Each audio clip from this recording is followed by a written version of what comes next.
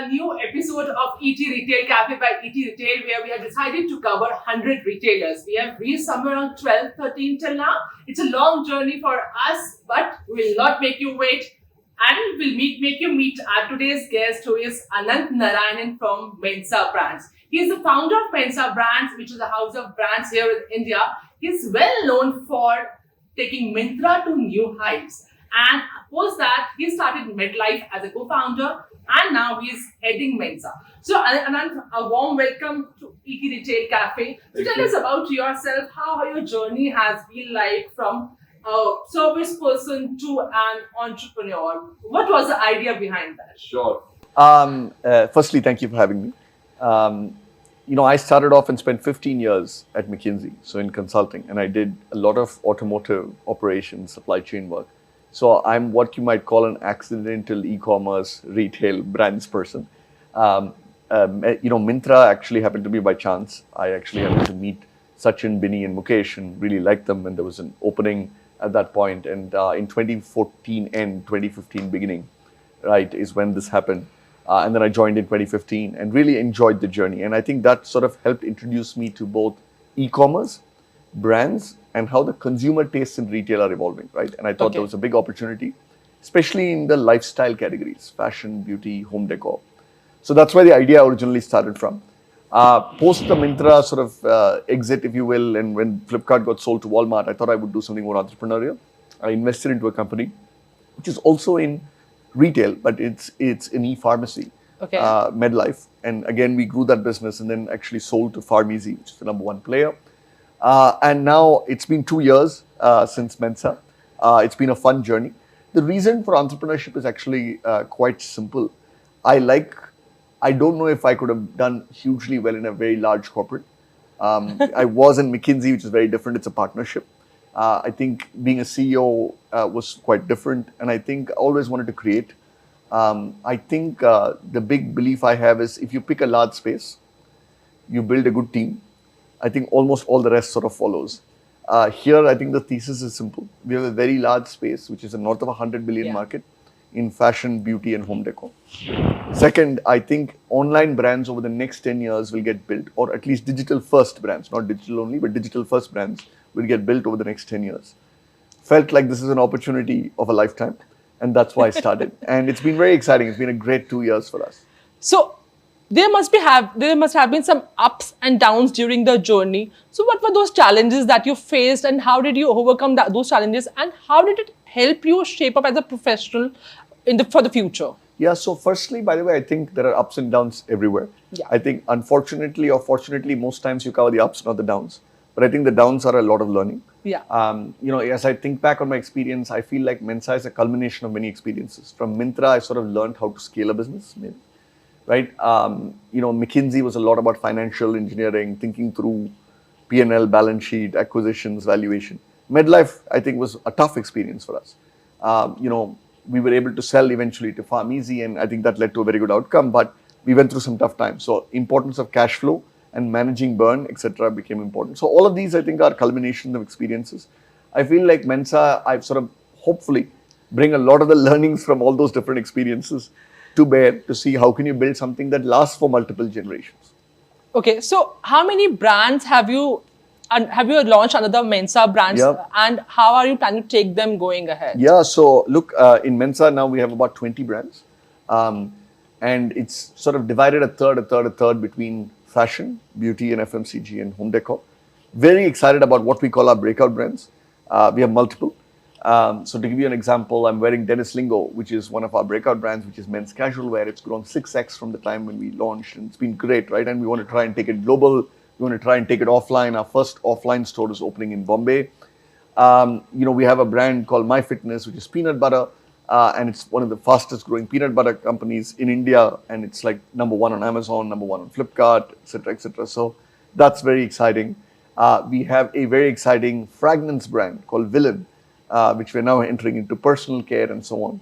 We have a great set of businesses in party celebration, right? And then finally, Pebble, which is our smartwatch brand, is also going gangbusters, right? So I think across a different set of spaces, what we're trying to do is to build the next 1,000 crore brands, digital first 1,000 crore brands in India.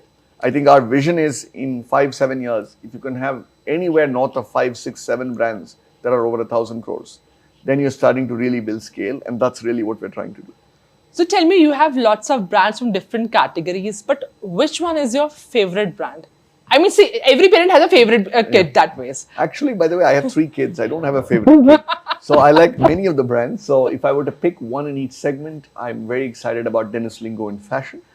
I'm very excited about in beauty and FMCG, MyFitness as a brand. And in the home and beauty category, in the home decor category, there are 2 brands that I'm excited about. One is Folk Culture, which is a home decor brand that I'm very excited about, and Pebble, which is a smartwatch brand. So I'm not one of those parents who likes only one child. I have 3 children and I love them all equally. So I like all of the brands, but there are some brands that are breaking out and therefore are quite exciting.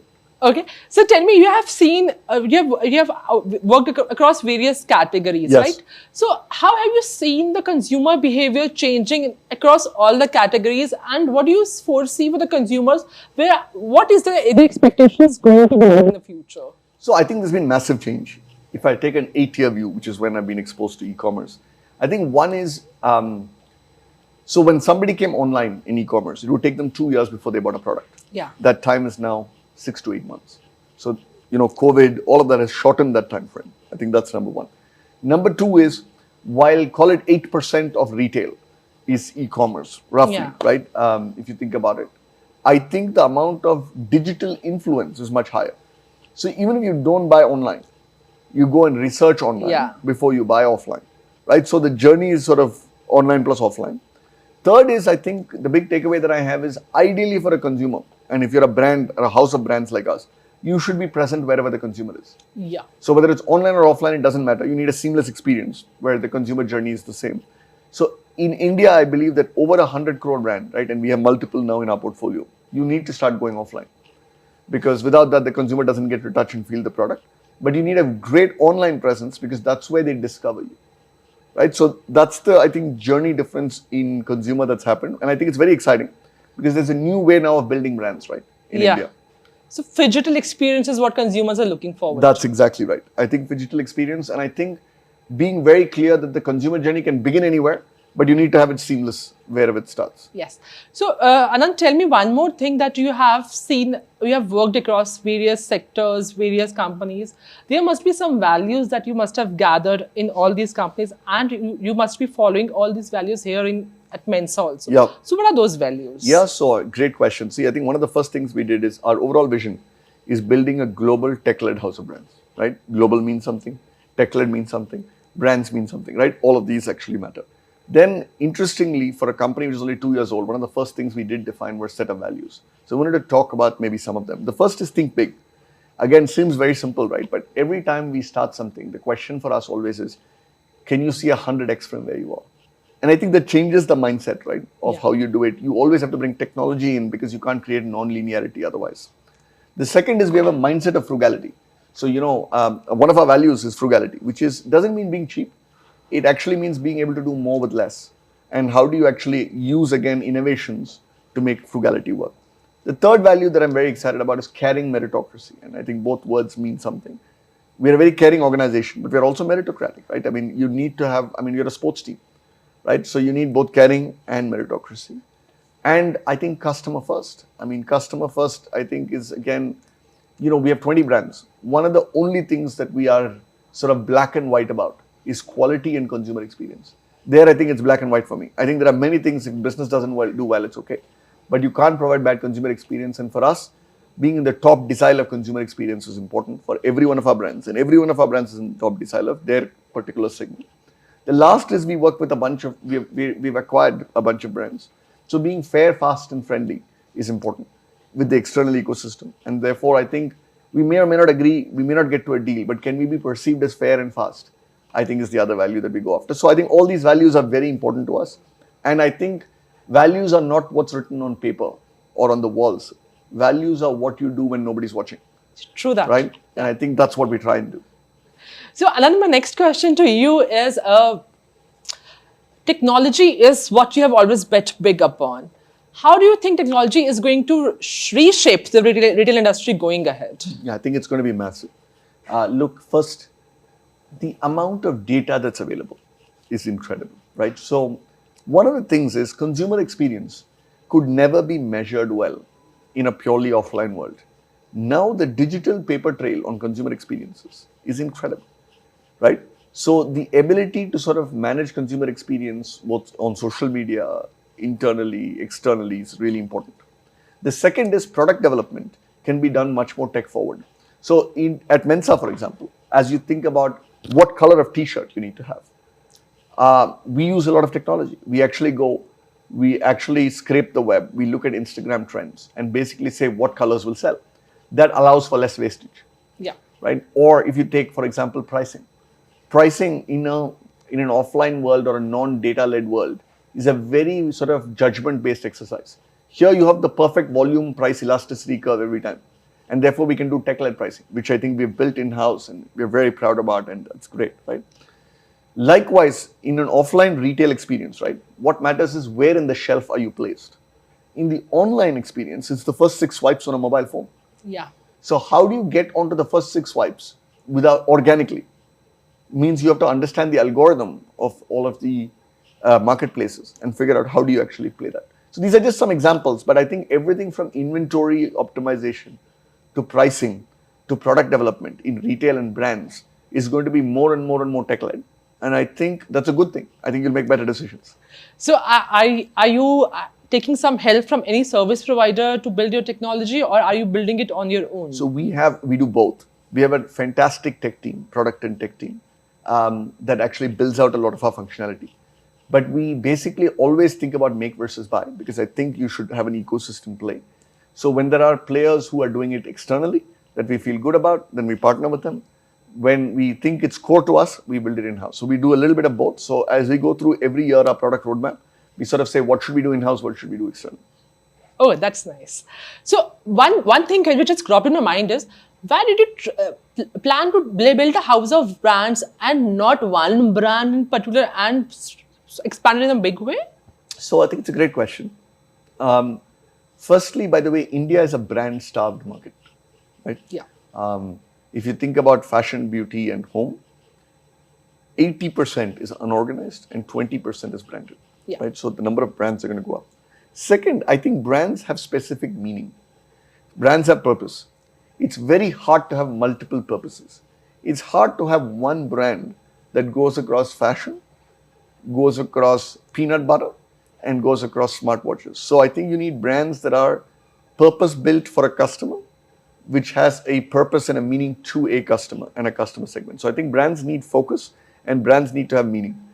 That's why I think a house of brands that's why multiple brands. Now, why a house of brands is I think there are functions that have great synergy and efficiency when done collectively. I'll give you a few examples. Yeah. If you think about warehousing and operations, it doesn't matter whether you do it for brand 1 or brand 2. Yeah. If you have 20 brands, your ability to do it well goes up dramatically. So I think our operations capability that we built is central. The second we spoke about earlier is technology. Whether you do pricing for balloons or whether you do pricing for shirts, the technology of how you think about volume price elasticity is the same. So we sort of build it across, right? The ability to attract talent and capital, both, is easier with scale, which comes with multiple brands, right? So that's why we have multiple brands, but a common ecosystem below that creates efficiency. So the purpose of the brand, the design of the brand, the marketing of the brand is done at the brand level. Okay. All the efficiencies that are done centrally, and that's the best of both worlds. Okay. So Ananth, when you talk about technology and house of brands, how are you weaving both of them together and planning to take your brands to new heights in the future? Yeah, so look, I mean, our brands, our breakout brands have grown between 4 and 5x across from the time we bought them. So I think we feel very good about it. We use technology in growth hacking. So we've spoken about technology in other areas, so I'll give you a different example. Growth hacking is what do you need to do to understand and get onto the first 6, 7 spots. For example, in the case of an Amazon, those may be reviews and ratings. In the case of a Flipkart, it might mean sales velocity. In the case of a Myntra, it might mean freshness, which is new designs. So understanding those and ensuring that we are actually optimizing the inputs for each of those is really how we use technology to grow, right? That's why we've grown so much faster than the market. We have almost grown 3x faster than the market. I've heard from the industry experts that acquisition of D2C brands is on the cards because the bubble is going to burst soon. The COVID is over, the brands are not seeing that much growth the way they were growing earlier. Right. So what is your say on the same thing? So my read is, look, there are always going to be cycles. When you're building a company, like we're building in Mensa, we think in 10 years. So the way I think about life is there's a microscope in one eye and a telescope in the other eye. Microscope is you have to manage this year, this quarter, this month. Telescope is you have to have a vision and an exciting view to what a worldview can be. I'm very excited about the mid to long term. I think there'll be large brands built in India for all the reasons we've discussed earlier. In the short term, you have to manage profitability. You have to manage cash flows. You have to make sure that you grow in a sustainable manner. And we have always believed in that, right? All our brands are EBITDA profitable, all, right? And I think the reason I think that's important for us is it's very easy to grow through subsidy. It's very hard to grow because of product market fit. And we keep always asking ourselves, are we growing in the right way? And I think that's important. And if you're a D2C founder today, it is important to grow in a sustainable manner. True I that. think it's a good thing, right? That I think there is this funding pressure and all of that because I think you'll build better businesses for the long term. But I'm hugely optimistic about India building great brands, right? One thing we haven't spoken about is India going global. And I think there's a huge opportunity. Why is there not a global brand from India when most of the production happens in India, right? And I think that's what we're trying to solve. Oh, that's nice. So one thing which I've seen that the brands, D2C brands which have recently come up are basically category disruptors. Where we Yes. talk about the traditional brands, they focus more upon sustainability and profitability. So according to you, which is the right way for a brand to grow, or should they marry both the things and take the brand ahead? I think you should marry both. I'll tell you why. I think for me, what matters is unit economics, which is for every transaction, do you make money or not? If you're not making money at the unit economics level, then it's a problem. I don't think it's whether you're a disruptor or not, right? Even if you're a disruptor, if your product has fit and consumers want it, at a transaction level, you should be able to make money. I think the difference is, are you willing to invest in growth? We invest in brand building across a whole range of our brands, right? One of the things we've done is, Men's XP and iDiva, which are content platforms from the Times Group, are now part of Mensa. And we use that to actually do a lot of brand building. We use it to sort of think through how do we actually reduce the cost of customer acquisition. I think those are investments. And I think you have to invest to grow, but at the same time, you have to keep your unit economics always clear. Yeah, true that. So my last question to you, where do you see Mensa Brands? Because you've been talking about 10 years. Where do you see the brand Mensa Brands 10 years from now? And how many brands under the umbrella do you see? Yeah, so to make life easier, I'll talk about 5 years from now. I think 5 years from now, we should ideally, by the way, at least have 10 brands which are category leaders, which are north of or approaching 700 to 1,000 crores in revenue, right? Category leaders, national brands, having online and offline presence, etc. I think then, by the way, we should have a remaining 20, 25 brands, which are what I would call emerging brands that have the potential to be breakout over time, right? So I think it'll always be a portfolio, but I think the leading set of brands will start to actually grow more and more and more. And I think that's good because that's how we'll build it. And I definitely see an omni-channel view to life in 5 years where we'll have offline, we'll have D2C, we'll have marketplaces, and all of them will play together at some level as we think about us, each of us being a brand owner. Oh, that's nice. So before we close the thing, let's do a rapid fire, Ananth. Sure. And I will not give you any time to think about anything Sure. in between. Tell me your favorite business book and what have you learned from that? Hard Thing About Hard Things by Ben Horowitz, I think is a great book to read for anybody who starts out. It talks about the difficulties of starting up and how you overcame them, which I think is important. If not in the retail industry, what would you have been doing? Automotive. Oh, I like cars. I used to be in auto. I still have a passion for auto. I think electric is going to be a big deal, right? So I think that would have been an exciting industry to be part of. online, you have been an online retailer right now. Where do you shop from, online or offline? I shop online. I shop from multiple platforms. I shop from all of our own D2C websites. I shop from Myntra. Of course, given my past history, I have a soft corner for Myntra, right? So I buy from all the online retailers. One retailer or the brand that you admire a lot and why? I love Zara. I mean, what they've been able to build in fashion and how they've disrupted fashion. I think through a combination of, I think they're the best example of innovation that I've seen. Because I think they use technology, of course, but they also said, by the way, what are the wastages in the fashion supply chain and how do I disrupt them? And I think that's been interesting. What if technology takes your job one day? What will you do? I'll retire and be happy. I'll drink some wine. I'm one of the AI machine learning. I'm a believer that I think it's for good. I think, by the way, it'll create new jobs. It may take away some jobs. And I think net, the result will be positive. I think all technology over time actually creates more value, not less. And I think it's been proven in every cycle. So I don't think AI is going to take away too many jobs. But if it does, in the random chance, take away mine, I think it would be for a good reason. Everybody knows Ananth is a retailer, but what are you passionate about apart from retail? We want to know. What? My wife and 3 kids, I think. So I spend a fair amount, and 2 dogs. So spend a lot of time there. And I collect wine and drink a lot of wine. Oh, nice. So wine is a passion for me. So I think about it because it's very interesting. It's from different regions, it's from different countries. I do wine education, so I learn about it. So I think that's the other thing that I'm quite excited about. One thing that you want retailers to learn from you? I don't know if it's from me. I think that would be, I think the one thing is technology is here to stay and new business models are here to stay. The earlier you sort of come to terms with it, the better. And I think change is important, and change is actually for the better. Thank you so much, Ananth, for being a part of ETRetailCafe. It was a pleasure having you over here today. Thank you so much. Yeah. Thank you guys for watching the episode of ETRetailCafe with Ananth Narayanan. We'll be back next week with a new retailer, a new story, and a new episode. Till then, bye.